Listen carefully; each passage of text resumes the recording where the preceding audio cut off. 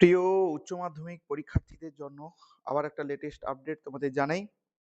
Topic wise question bank with model question paper বের করেছে west Bengal council of higher secondary education.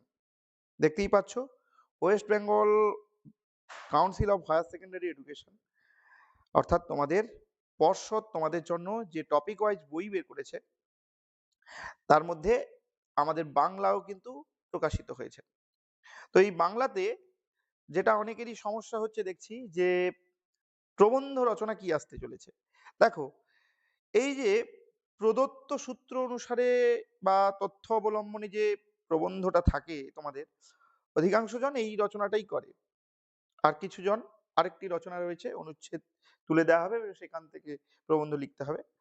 তো আজকে আমি যেটা তোমাদের সাথে আলোচনা করব যে west Bengal council of higher secondary এডুকেশনের পক্ষ থেকে তোমাদের যে রচনাগুলো ওনারা বেছে দিয়েছেন সেগুলো একটু দেখো।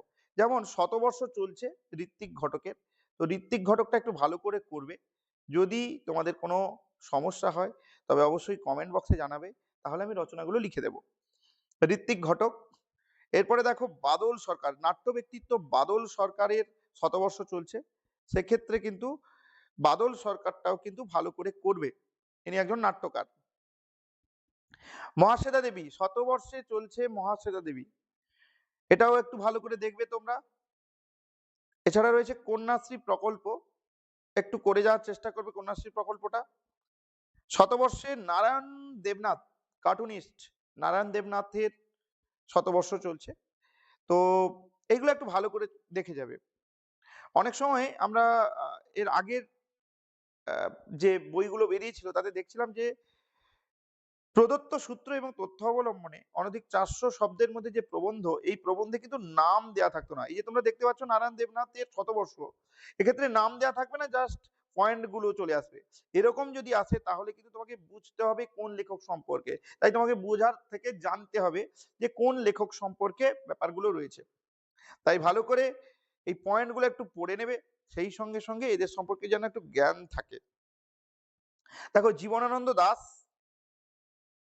স্বামী বিবেকানন্দ, স্বামী বিবেকানন্দ, জীবনানন্দ দাস, নারায়ণ দেবনাথ, কন্যাশ্রী প্রকল্প, মহাশ্বেতা দেবী, বাদল সরকার এবং ঋত্বিক ঘটক, এই কটা ভালো করে তোমরা প্র্যাকটিস করো।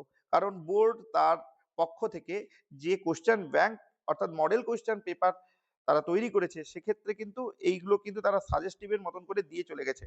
তাই এগুলো একটু ভালো করে করার চেষ্টা করো, হয়তো এখান থেকেও আসতে পারে।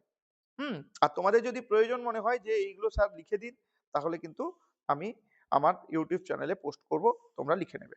ঠিক আছে? তো এই ছিল আজকের লেটেস্ট আপডেট।